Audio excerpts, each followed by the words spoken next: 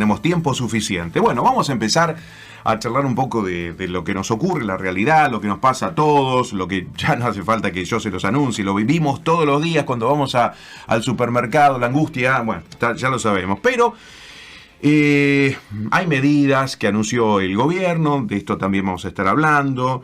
Vamos a ocuparnos de esto y vamos a charlar con un especialista, con economista, experto en comercio exterior. Él es director del Centro de Estudios para el Comercio Exterior del siglo XXI.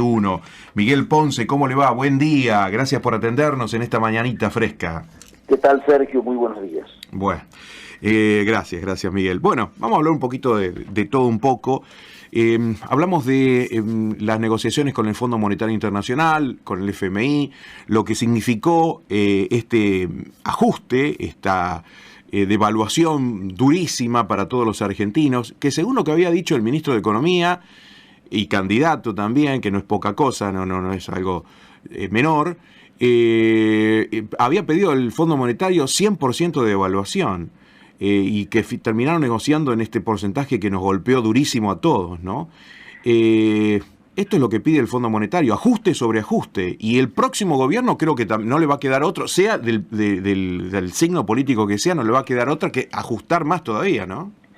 Bueno, primero la información que todos los que estamos en contacto, ¿no es cierto?, con estos ambientes, sabemos es que desde el primer momento el fondo pidió una devaluación del 30%. Ajá. Y como condición para desembolsar aquellos 7.500 millones de dólares que venían retenidos porque no se habían aprobado la revisión quinta que se sumó a la revisión sexta del acuerdo, ¿no es cierto? Al sumarse esas dos, daba ese monto que el fondo tenía que desembolsar para que hiciéramos el pago, o sea, es un asiento contable, ¿no sé? Sí. Muy bien. El tema es que la debilidad con que llegaba Argentina a esa negociación, producto de que estamos con reservas negativas en el entorno de 15.000 millones de dólares, insisto, reservas líquidas negativas, más una deuda acumulada de casi 40.000 millones de dólares con importaciones ya efectuadas. Qué combinación, Con, claro, mercadería y insumos nacionalizados, pero que se adeudan a futuro, sumado a que la forma en que se hizo el último pago, donde manoteamos yuanes por un lado del swap, donde le pedimos al gobierno de Qatar que nos dé los debes equivalentes a los dólares que ellos tenían del Fondo Monetario Internacional, y terminamos pidiéndole a la CAF, Corporación Andina de Fomento, dinero que se utiliza habitualmente solamente para financiar proyectos de infraestructura. Sin embargo, se lo pedimos para hacer el pago del fondo. Eso marcaba que estamos rascando el fondo de la lata, como decimos en el barrio, y que por lo tanto el gobierno no tenía espaldas a resistir cualquier tipo de corrida cambiaria como las que tuvimos. Obviamente, en un momento electoral, el peligro era que esa corrida cambiaria generara una corrida bancaria, y tuviéramos el espectáculo de la gente yendo a retirar sus depósitos de las cuentas o de las cajas de seguridad o lo que fuera, y obviamente esto podía rápidamente, como lo había dicho Grabois, transformarse en sangre en las calles, saqueos, etcétera, que por supuesto no es el mejor ambiente para un proceso de recambio electoral, ¿no es cierto?, un proceso con un cronograma electoral ya establecido para el recambio democrático, y desde ya que el principal socio del Fondo Monetario, el principal accionista, Estados Unidos, no quería aparecer pegado en ningún evento que pudiese significar interferir en el recambio democrático de Argentina. Esto aceleró el planteo, por lo tanto, de la importancia de conseguir que esos desembolsos fueran efectivos. La condición eran varias. Una de ellas era producir una devaluación del 30% que terminó haciéndose en dos partes. Antes de las PASO prácticamente hubo el o sea, el proceso diario de devaluación de nuestra moneda. Sí, lo veíamos viendo todos los días. Absolutamente. Sí. A eso, el lunes posterior a las PASO, se agregó los 22 que faltaban, y allí estuvo el 30% que permitió el desembolso del fondo, la aprobación por parte del board. Bien, pero esto tenía una letra chica que el ministro o la misión que fue allá no dio a conocer. ¿Qué era esa letra chica? Y esa económica era algo que le podríamos poner, como vos lo dijiste recién, ajuste sobre el ajuste. Claro. Es decir, jubilaciones, empleo público, reducción del déficit fiscal, emisión, por supuesto, restringida, no utilizar un plan platita en tiempos electorales con los fondos que envía del fondo. Esto es lo que estamos viendo ahora. Obviamente, hizo de que primero se tomaran esas decisiones, agregar además de esto una sobretasa, ¿no es cierto?, más que activa, que había pedido el fondo para que las tasas del Banco Central y la tasa financiera estuviera por encima del proceso de evaluatorio, que por supuesto terminó siendo un fogonazo inflacionario que se vio reflejado esa misma semana en que desaparecieron las listas de precios y cuando reaparecieron tenían en su 25-30% arriba. Sobre todo, y esto es lo más preocupante, en alimentos, que va a ir... Claro, lo básico, eso es lo más difícil, lo más duro, porque decís, bueno, aumentan otros bienes perdurables, otro tipo... Bueno, la podés pilotear, diríamos, por decirlo en un lenguaje coloquial, pero lo cotidiano, lo de todos los días, ni hablemos de lo que es la carne, por ejemplo, absolutamente, que fue imposible, ¿no? Un kilo de asado, bueno, ni hablemos de los valores. Y la carne arrastra los sustitutos, porque se hizo subir también el cerdo, hizo todo, es una cadena, el pollo, ni hablemos del pollo, el pollo subió 40%. Ahora, en ese aspecto ahí está el secretario de Comercio Interior, Matías Tombolini. ¿Cómo ve la función de Tombolini en este contexto en el cual estamos hablando hoy? Yo soy absolutamente crítico de Tombolini, de su gestión, y creo que el gobierno también. Por eso es que han designado a cargo del tema precios una task force que la preside Mitchell, el director de la aduana, que inclusive tiene un rango jerárquico inferior, porque Mitchell sería un director nacional y Tombolini es secretario de Estado. Claro.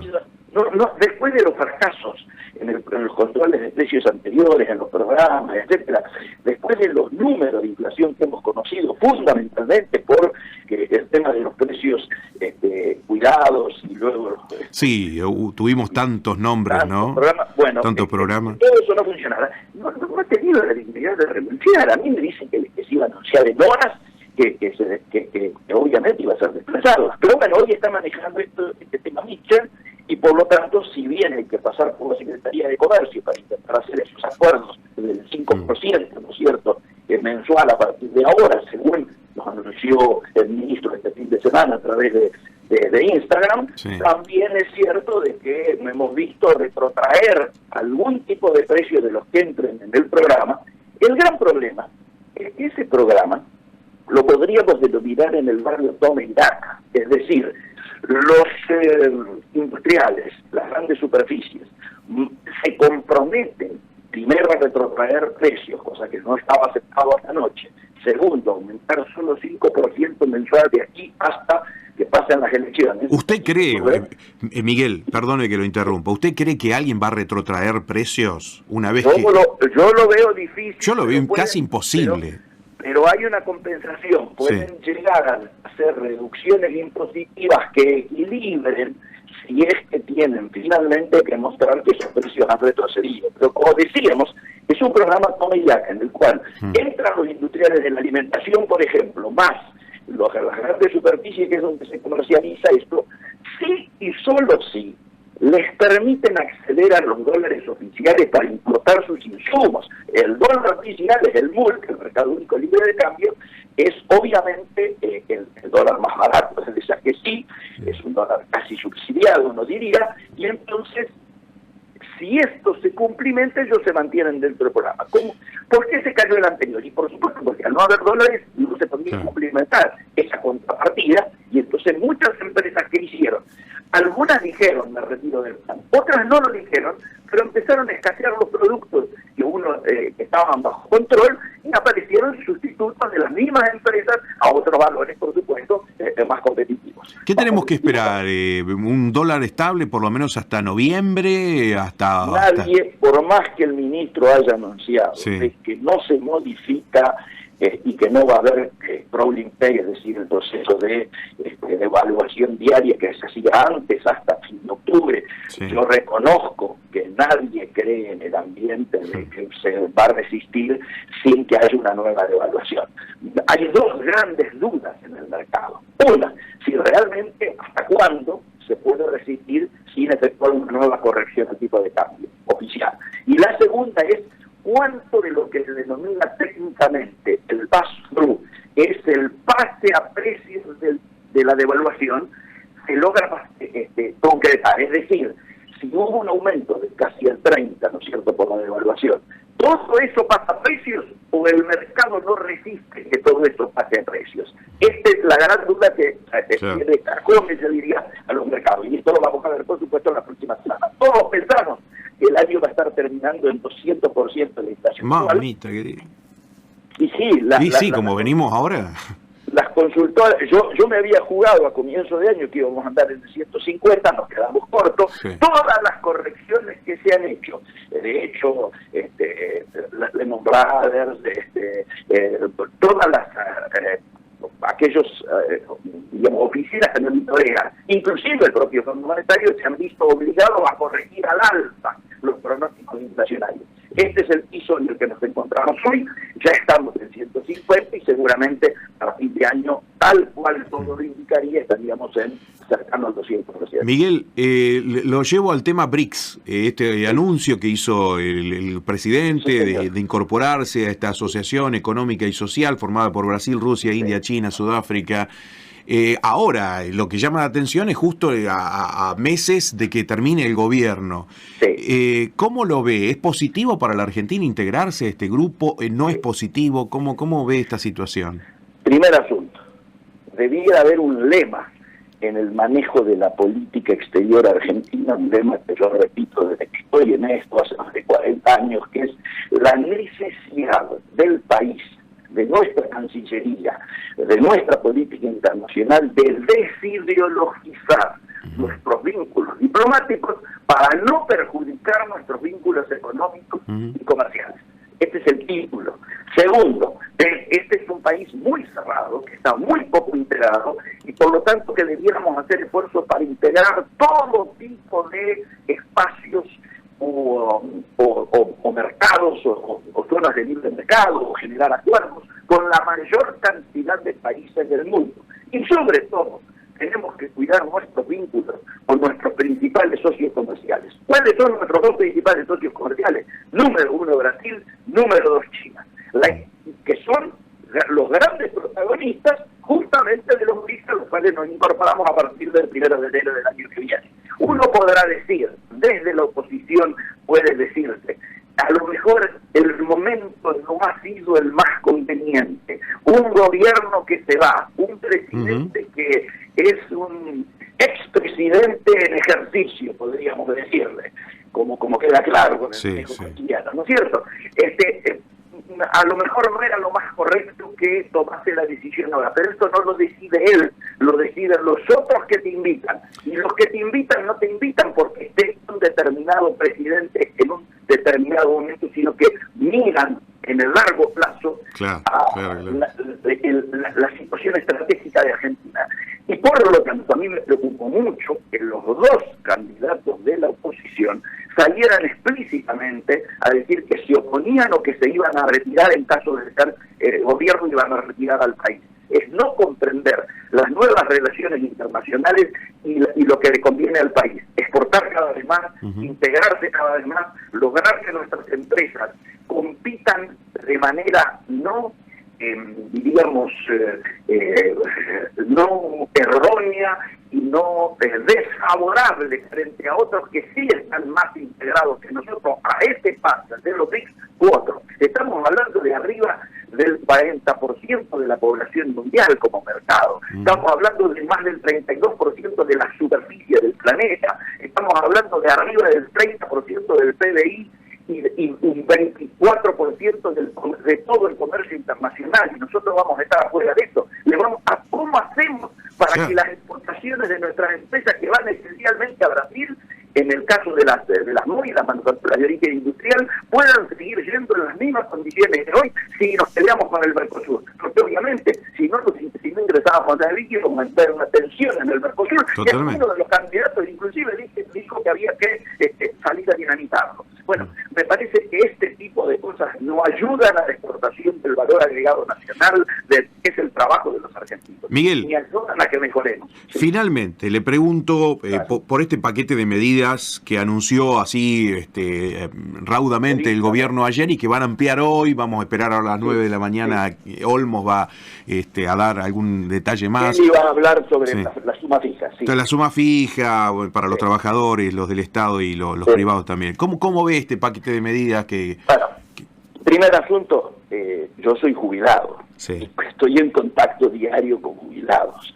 Hubo una cantidad de llamados en el día de ayer, porque cuando se anuncia, no se aclara que es para los jubilados de la mínima. Es de la mínima, exactamente. Entonces no es para... O sea, pareciera que la inflación, pareciera que los precios solo afectan a aquellos sectores que no han hecho aportes o que están cobrando la mínima, y que todos los demás jubilados no padecieran la inflación ni padecieran el alza de precios. Esto me parece que es una injusticia supina, que por supuesto, insisto, originó cientos de llamados en el día de ayer preguntándome si esto se corregiría. Yo quiero creer en aras de la justicia y de la equidad que esto se va a corregir.